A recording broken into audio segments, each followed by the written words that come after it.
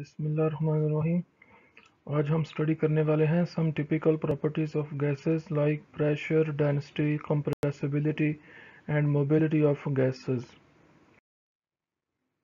तो सबसे पहले प्रेशर क्या होता है उसको समझने से पहले हमें गैस के मॉलिक्यूल्स का बिहेवियर देखना पड़ेगा। कहते हैं gas molecule are always in continuous state of motion, hence when molecules strike with the wall of container or any other surface they exert pressure। Gas के मॉलिक्यूल्स हमेशा कंटिन्यूसली से motion में होते हैं, वो आपस में एक दूसरे के साथ टकराते हैं और वो जो जिस कंटेनर में उनको बंद किया होगा उसकी दीवारों से टकराएंगे और वहाँ पे वो फोर्स अप्लाई करेंगे उस कंटेनर्स की वॉल्स के ऊपर, जिसको हम प्रेशर के सेंस में लेंगे। तो हम प्रेशर की डेफिनेशन देखते हैं क्या होती है। Pressure P is defined as the force exerted per unit area, कि एक खास यूनिट एरिया के ऊपर, स्पेसिफिक एरिया के ऊपर जो फोर्स लगा रहे होंगे उस गैस के मॉलिक्यूल्स, उसको हम प्रेशर कहेंगे। तो उसका फार्मूला क्या होता है, pressure is equal to force per unit area, कि एक खास एरिया के ऊपर जो फोर्स लग रही होती है किसी भी तरफ से किसी भी सेंस में, उसको हम प्रेशर कहते हैं। The SI unit of force is newton and that of area is metre. तो फोर्स ओवर एरिया प्रेशर है तो फोर्स का यूनिट न्यूटन है और एरिया का मीटर स्क्वायर है, या इसके ऊपर मीटर स्क्वायर आएगा। तो ये एरिया का मीटर स्क्वायर है, ये बन गया Newton metre per square. Area नीचे है तो जब ये मीटर स्क्वायर नीचे होगा ऊपर जाकर मीटर पर मीटर स्क्वायर बन जाएगा। तो SI unit of force is newton, that of area is metre square, hence pressure has SI unit of newton per metre square, it is also called pascal. तो 1 pascal is equal to 1 newton metre per square. अब यहाँ पे उसने दो instrument दिए हुए हैं, इसमें कहता है जो फर्स्ट वाला बैरोमीटर है is use to measure atmospheric pressure, और सेकंड जो मैनोमीटर है इसको हम इस्तेमाल करते हैं प्रेशर को मेजर करने के लिए लेबॉर्ट्री में। तो ये शॉर्ट क्वेश्चन एमसीक्यूज वगैरह में पूछ लेता है कि लेबॉर्ट्री का प्रेशर को मेजर करने के लिए कौन सा इंस्ट्रूमेंट यूज़ किया जाता है, या एटमॉस्फेरिक प्रेशर किससे मेजर करते हैं। तो इस हवाले से आप ये टर्म याद रखें कि बैरोमीटर को हम यूज़ करते हैं एटमॉस्फेरिक प्रेशर को मेजर करने के लिए, और जो मैनोमीटर है इसको यूज़ करते हैं लेबॉर्ट्री में प्रेशर एक्सपेरिमेंट जो हम करते हैं उसका प्रेशर मालूम करने के लिए। आगे है standard atmospheric pressure. It is the pressure exerted by the atmosphere at a sea level, के इसकी डेफिनेशन क्या होगी, pressure exerted by a mercury column of 760 millimetre height at sea level, के सी लेवल के ऊपर मर्करी का column जिसकी height है 760 मिलीमीटर होगी, उसके ऊपर जो प्रेशर एक्सर्ट हो रहा होगा सी लेवल के ऊपर, उसको हम कहेंगे स्टैंडर्ड एटमॉस्फेरिक प्रेशर।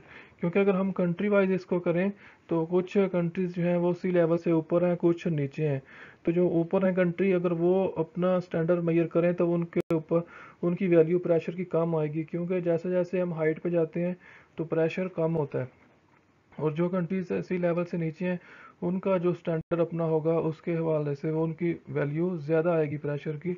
तो इंटरनेशनल लेवल पे फिर ये प्रॉब्लम क्रिएट होती है, उस वजह से उन्होंने सी लेवल को ही एक स्टैंडर्ड लेवल कंसिडर करके उसके हिसाब से वैल्यू सेट कर दी प्रेशर की, कि pressure exerted by a mercury column of 760 millimeter height at sea level, and it is sufficient pressure to support a column of mercury 760 millimeter in height at sea level, कि सी level के ऊपर 760 millimetre height का mercury के column को support करने के लिए ये प्रेशर काफ़ी होता है। ये आगे उसकी कुछ कन्वर्जन हैं कि 1 atmospheric pressure equal to 760 millimetre of mercury. 760 millimetre of mercury equal होता है 760 टॉर।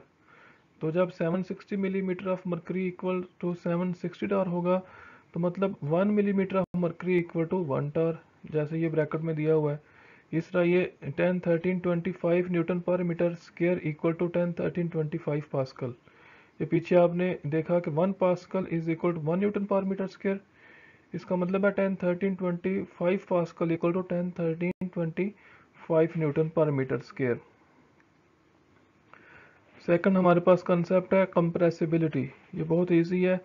तो कंप्रेसिबिलिटी क्या होता है कि गैस के मॉलिक्यूल्स का जो डायामीटर होता है उस डायामीटर के 300 टाइम्स दूर, तीन उस गैस के मॉलिक्यूल के डायमीटर के 300 गुना दूर दूसरा मॉलिक्यूल होता है। इतनी ज़्यादा इनकी इंटर एटॉमिक या इंटर मॉलिक्यूलर डिस्टेंस होते हैं गैसेस के। तो इस वजह से इनमें एम्प्टी स्पेसेस ज़्यादा होती हैं, तो गैसेस को कंप्रेस किया जा सकता है, दबाया जा सकता है। जैसे सपोज इंजेक्शन की अगर हम एग्जांपल लें तो उसकी इस रेंज को रिमूव करके आप उसको पीछे सा करते हैं तो इंजेक्शन के अंदर गैस के मॉलिक्यूल्स आ जाते हैं। अब आप उसके इंजेक्शन के आगे अंगूठा रखें और उसको आगे पीछे से प्रेस करें, तो वो आप देखेंगे कि जो रबर होगा उसका इंजेक्शन का वो आगे टच बिल्कुल नहीं कर सकेगा, क्योंकि पहले आप जब आपने उसको पीछे खींचा तो उसमें गैस के मॉलिक्यूल आगे थे। अब जब आपने आगे अंगूठा रखा और उसको पीछे से प्रेस किया तो वो गैस के मॉलिक्यूल आगे कंप्रेस होकर थोड़ी से वॉल्यूम में आ जाएंगे। तो इसका मतलब है हम गैसेस को कंप्रेस कर सकते हैं, क्योंकि इसके मॉलिक्यूल्स में इंटर मॉलिक्यूलर डिस्टेंस काफ़ी होता है। Gases are highly compressible due to empty spaces between their molecule, के उनके मॉलिक्यूल में खाली जगह काफ़ी ज़्यादा होती है। जैसे मैंने कहा कि उनका जो डायामीटर होता है उस डायामीटर के 300 टाइम्स 300 गुना दूर दूसरे मॉलिक्यूल्स होता है। फिर तीसरा, अब चौथा इस तरह, when gases are compressed the molecule come closer to one another and occupy less volume as compare to volume in uncompressed state. कि जब उनको कंप्रेस करेंगे मॉलिक्यूल करीब करीब आ जाएंगे तो उनका जो इंटर मॉलिक्यूलर डिस्टेंस है वो कम हो जाएगा। तो पहले ज़्यादा जगह में थे, अब वो कम जगह लेस वॉल्यूम में उतने ही मॉलिक्यूल आ जाएंगे। ये देखें, इसमें ये कंटेनर है जिसमें गैस के मॉलिक्यूल हैं, ये रैंडमली मूव कर रहे हैं हैप्पैज़र्डली, जिधर ऊपर नीचे दाएं बाएं इधर उधर, इसके ऊपर ये वेट है। तो ये आइडियल गैस का हम केस स्टडी कर लें। आइडियल गैस क्या होती है कि जो हम आगे लॉज पढ़ने वाले हैं, बॉयल्स लॉ, चार्ल्स लॉ, जो गैस उन लॉज को ओबे करती है उसको आइडियल गैस कहते हैं। अब इसके ऊपर अब जब हमने वेट बढ़ा दिया तो गैस के मॉलिक्यूल कंप्रेस हो गए, दब गए। तो देखें, ये जो आपके पास वॉल्यूम 2 है इसमें गैस के मॉलिक्यूल्स का आपस का जो डिस्टेंस है, स्पेस है इनके दरमियान, वो कम हो गई है। इसमें इंटर मॉलिक्यूलर डिस्टेंस जो है वो ज़्यादा है, स्पेस ज़्यादा है मॉलिक्यूल्स के दरमियान, यहाँ पे वो स्पेस कम हो गई है। उतने ही मॉलिक्यूल कम वॉल्यूम में आ गए हैं, मतलब कि गैस के ये मॉलिक्यूल कंप्रेस हो गए हैं, दब गए हैं। नेक्स्ट हमारे पास है मोबिलिटी। मोबिलिटी का मतलब होता है मूव करना, हरकत करना, मोशन में रहना। कि गैस के molecule always in state of continuous motion, के ये हमेशा हरकत में होते हैं, हैप्पैज़र्डली रैंडम मोशन करते रहते हैं। They can move from one place to another because gas molecule possess very high kinetic energy. कि हर वक्त ये एक जगह से दूसरी जगह हरकत करते रहते हैं, क्योंकि इनके पास काफ़ी ज़्यादा काइनेटिक एनर्जी होती है। काइनेटिक एनर्जी क्या होती है कि energy due to motion of particle, कि जिसमें वो पार्टिकल मोशन कर रहा होता है, हरकत में होता है, उस एनर्जी को हम कहते हैं काइनेटिक एनर्जी। तो गैस के मॉलिक्यूल्स के पास काफ़ी ज़्यादा काइनेटिक एनर्जी होती है, जिसकी वजह से वो always in a state of continuous motion होता है। They move through empty spaces that are available from molecules for the molecules to move freely. तो जैसे हमने लास्ट कंसेप्ट में देखा कंप्रेसिबिलिटी में कि गैस के मॉलिक्यूल के दरमियान एम्प्टी स्पेसेस काफ़ी ज़्यादा होती हैं, उन एम्प्टी स्पेसेस के थ्रू मॉलिक्यूल आसानी से एक जगह से दूसरी जगह मूव करते रहते हैं। दिस मोबिलिटी और random motion result in mixing up of gas molecule to produce a homogeneous mixture. तो इससे पहले हमने वो डिफ्यूजन और रिफ्यूजन में देखा कि डिफ्यूजन भी इस तरह होती है कि गैस के मॉलिक्यूल्स के दरमियान एम्प्टी स्पेसेस काफ़ी ज़्यादा होती हैं, जिसकी वजह से गैसेस आपस में मिक्स अप होकर एक होमोजेनियस मिक्सचर बना लेती हैं। ये देखें, एक बोतल में हमने गैस फिल किया है, उसके ऊपर एक गुब्बारा लगा दिया है, तो वो बोतल के अंदर जो मॉलिक्यूल थे वो खुद ब खुद, क्योंकि वो मोबाइल थे, पार्टिकल मॉलिक्यूल वो मोशन में थे, कंटिन्यूस मोशन में थे, तो वो इस बॉटल से होते हुए इस गुब्बारे में चले गए। तो अब वहाँ गुब्बारे में भी जाकर उन्होंने बलून के अंदर भी वो रैंडम मोशन स्टार्ट कर दी है। तो ये नहीं कि ये बॉटल से बलून में जाएंगे तो वहाँ जाकर ये सुकून में आ जाएंगे, ये हर वक्त कांस्टेंट स्टेट ऑफ मोशन में होते हैं। ये देखें, सॉलिड है तो उसमें पार्टिकल ऑर्डरली अरेंज्ड है, क्रिस्टलाइन सॉलिड लाइक। अब ये देखें, लिक्विड में मॉलिक्यूल्स के दरमियान इंटर मॉलिक्यूलर फोर्सेस हैं तो वो करीब करीब हैं, उनमें इतना इतनी स्पेस नहीं है।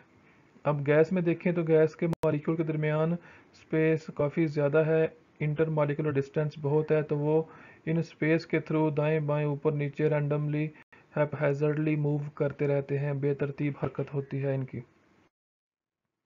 नेक्स्ट हमारे पास है डेंसिटी ऑफ गैसेस। डेंसिटी का फॉर्मूला अगर हम देखें तो वो ये होता है rho is equal to mass over volume. तो mass over volume equal to density, इस सिंपल को हम कहते हैं rho. Rho equal to mass over volume. तो ये गैस के मॉलिक्यूल का मैस है, ये गैस के मॉलिक्यूल्स का वॉल्यूम है जो इन्होंने ऑक्यूपाई किया हुआ है। तो अगर हम इसको मैथमेटिकली देखें तो ये जो ऊपर मैस वाला वैल्यू है ये अगर ज़्यादा होगी तो डेंसिटी ज़्यादा होगी, अगर नीचे वॉल्यूम है वॉल्यूम की जो अगर वैल्यू ज़्यादा होगी तो ये आंसर छोटा आएगा, मतलब डेंसिटी कम होगी। तो इसको अगर हम गैस के ऊपर अप्लाई करें तो गैस के मॉलिक्यूल्स का मैस कम होता है और वॉल्यूम वो ज़्यादा ऑक्यूपाई करती हैं। जब ये वॉल्यूम ज़्यादा होगा ऊपर मैस कम होगा तो यहाँ पे ये वैल्यू स्मॉल हो जाएगी, मतलब डेंसिटी कम होती है गैसेस की। अगर हम सॉलिड की बात करें उसका मैस ऊपर ज़्यादा होता है, वॉल्यूम कम ऑक्यूपाई करते हैं सॉलिड्स, तो ये राउ की वैल्यू ज़्यादा आएगी, डेंसिटी ज़्यादा होती है सॉलिड्स की। ये देखें इसमें कहता है gases have low density than liquid and solids, क्योंकि गैसेस का ये जो वॉल्यूम वाली वैल्यू है ये बढ़ जाती है। तो अगर बटे के नीचे वैल्यू ज़्यादा आ जाती है तो वो आंसर लेस देन 1 होगा, छोटा होता है, जिसकी वजह से गैसेस की डेंसिटी कम होती है लिक्विड से और सॉलिड से। It is due to light mass and more volume, कि लाइट मैस कम मैस और वॉल्यूम ज़्यादा होने की वजह से जो गैस के मॉलिक्यूल ने ऑक्यूपाई किया होता है।